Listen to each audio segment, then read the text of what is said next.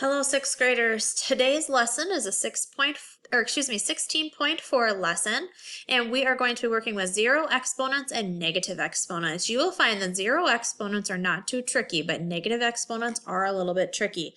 I remember my students from last year really struggling with the negative exponents, so they needed a lot of explanation on how to do those negative exponent ones. So the target today is I can use the definitions of zero exponents to evaluate / simplify expressions, and I can use the definitions of negative exponents to evaluate / simplify expressions.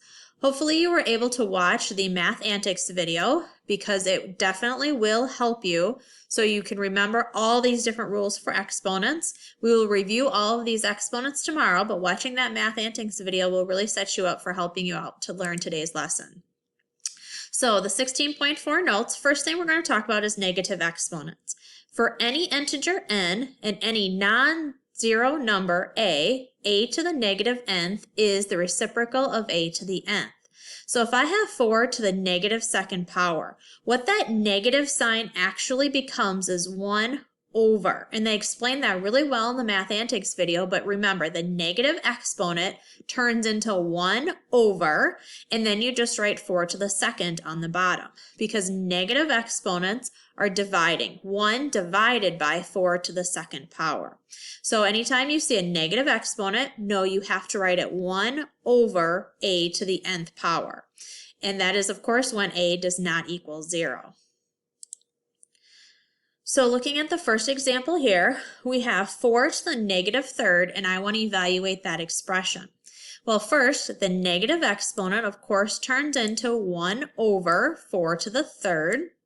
Then I can figure out what 4 to the third is. It is 64. So my correct answer for 4 to the negative third would be 1 over 64. Second one here, remembering what we learned yesterday about quotient of powers, I'm going to subtract 6 minus 9. 6 minus 9, of course, gives me negative 3, so that would be 3 to the negative third power. Now, this negative sign here would turn into 1 over, and then 3 to the third. Then I could figure out what 3 to the third power is. It is, of course, 27. So my simplified expression would be 1 over 27. You can pause the video and try these ones on your own.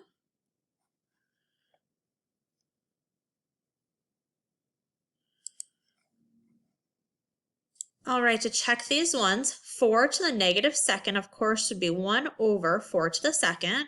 And then 4 to the second can be simplified to be 16. So 4 to the negative second is actually 1/16. Negative 2 in parentheses to the negative fifth means 1 over negative 2 to the fifth power. Well, negative 2 to the fifth power would leave me with negative 32, so my answer would be 1 over negative 32. Remember, this is the negative that makes 1 over. This negative just goes with a 2 and just makes it negative 2 times negative 2, so on. Next one, quotient of powers property. 5 minus 6 is negative 1. So I have negative third to the negative first power. Well, this negative turns into 1 over, and then it would just be negative 3 to the first power, which of course is just negative 3. Okay, remembering back from what we do when we have same bases and we're multiplying, we add these exponents. So 1 stays on the top, 7 plus a negative 4 would turn into 7 minus 4, which is 3. So I have 1 over 5 to the third. Well, 5 to the third is 125, so my simplified expression would be 1 over 125. Next up is zero exponents.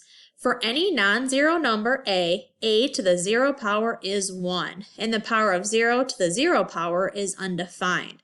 So any number taken to the 0 power is 1. You can check that on your calculator if you'd like. Any number that you take to the 0 exponent will always be 1. So looking at this one and remembering back to the properties we learned a few days ago, I am going to add these two exponents together because they have the same base.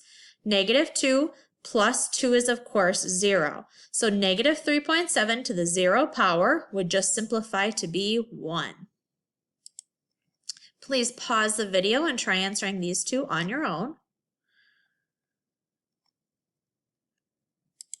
All right, to check these two, these have the same base, so -8 plus 8 is of course 0, and 6 to the 0 power is 1. This one, I'm going to add these two together because they have the same base. 5 plus -3 is of course 2. Then I'm going to subtract these because they have the same base. 2 minus 2 is 0, and 4 to the 0 power is of course 1. Next example, we want to simplify. If possible, write the expression using only positive exponents. And that's the big thing, is to have it in simplest form, you don't want any negative exponents. You want only positive exponents, which is why we're learning about this today. So first example here is -2 times x to the 0 power. Well, I know any number to the 0 power is 1, so that would simplify to just be -2 times 1, which is of course -2. Second one here, we have 4. There's nothing I can simplify with that. But then I have these have the same base, so I can subtract those exponents. -4 minus 7 would give me -11. Well, I can't have a negative exponent, so I want to rewrite that as 1 over b to the 11th. But that's being multiplied by 4, so that's why that 4 goes on top. If you think about it, any negative exponents are going to go on the bottom, and then my whole numbers are just going to go on top. Few more examples on these ones because these ones are definitely some tricky ones. So we have 18 divided by 6, which is just 3. Then I have -3 minus a -10. Well, that turns into -3 plus 10, which gives you +7. So my simplified answer would just be 3x to the 7th. I didn't have any negative exponents when I simplified this one, so I don't need to write anything on the bottom of the fraction. Next one, this one's a tricky one. We have 2/14, x to the 4th, x to the 11th. First thing, 2/14 can be reduced.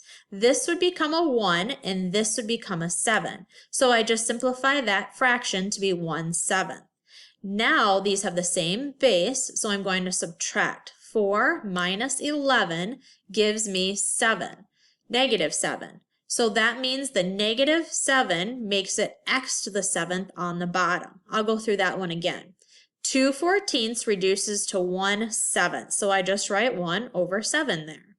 Then 4 minus 11 is -7. So because the -7 is negative, that means that it has to go x to the 7th on the bottom. And that is as simple as I can get for that one. 1 over 7x to the 7th. Because when I simplified these using the quotient of powers property, I got a negative number. That means that that exponent has to go on the bottom, and then the negative is taken care of with the 1 over. All right, pause the video and try these ones on your own.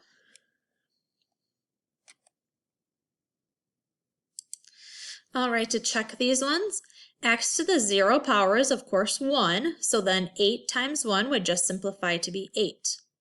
15 divided by 3 is 5. 3 minus 5 is -2. Well, 5 times b to the -2 needs to be simplified, so 5 would stay on top, and then over b to the 2nd, because that negative means that it has to be b to the 2nd on the bottom of your fraction. That would be your simplified answer. 4/12 can be reduced to 1/3. Then I do 7 minus 2, which is 5, so that would be g to the 5th on top. Sometimes I'll just write my fraction, and then anything that has a negative exponent I put on the bottom, anything that has a positive exponent I put on the top, and then simplify from there. Next up is a real-life application.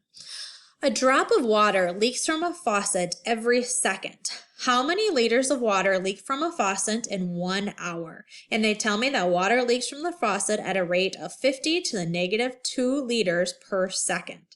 Well, this is in seconds, but I want to find out how much it is per hour. So first I had to convert 1 hour to seconds. Well, there are 60 seconds in a minute, and there are 60 minutes in an hour. So 60 times 60 means there are 3,600 seconds in 1 hour. Then I'm going to multiply 3,600 times this rate of 50 to the -2nd power. Well, 50 to the negative second can simplify to just be 1 over 50 to the second. Then it's 3,600 times 1 over 2,500 because that's what 50 to the second power is. Well, 3,600 times 1 is, of course, just going to be 3,600. And then I would divide that by 2,500, which means that it is leaking at a rate of 1.44 liters per hour, which is why you should probably get it fixed. Next one's kind of similar to that one. The faucet leaks at a rate of 5 to the negative fifth liters per second. So of course I had to change 1 hour into seconds. 3,600 times 5 to the negative fifth. Well, 5 to the negative fifth is actually 1 over 5 to the fifth, and 5 to the fifth power is 25. So then 3,600 times 1 is obviously 3,600. 3,600 divided by 3,125 gives me 1.152 liters per hour. All right, homework time. So we'll go through these ones together so you can get a good start on your homework assignment. Question number 1 says, if a is a non-zero number, does the value of a to the 0 depend on the value of a? And the answer is no. Anything to the 0 power is always 1. Doesn't matter what a is, as long as it's being taken to the 0 power, your answer is going to be 1. Next one, explain how to evaluate 10 to the negative third. Well, the negative third here turns into 1 over 10 to the third. And then I evaluate what 10 to the third is. That is 1,000. So my answer would be 1 over 1,000. Number 3 says, without evaluating, order 5 to the 0, 5 to the fourth, and 5 to the negative fifth from least to greatest. Well, 5 to the negative fifth would be the smallest because that would actually be 1 over 5 to the fifth power. 5 to the 0 then would be 1. And then 5 to the fourth would be 5 times 5 times 5 times 5. So that one would actually be the biggest one.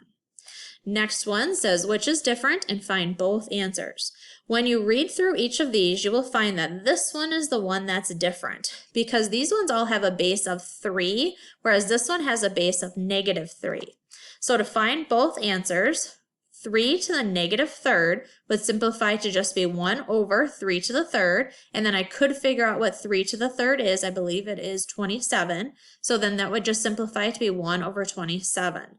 This one would actually be negative 3 to the third power, which negative 3 times negative 3 times negative 3, I believe that would just be negative 27.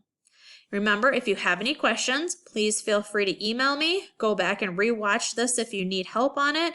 These are tricky questions. Negative exponents and zero exponents are things that you're going to continue to work with more next year in algebra, but having a good foundation of understanding what these exponents and how you would simplify expressions will be very helpful for you going into algebra next year.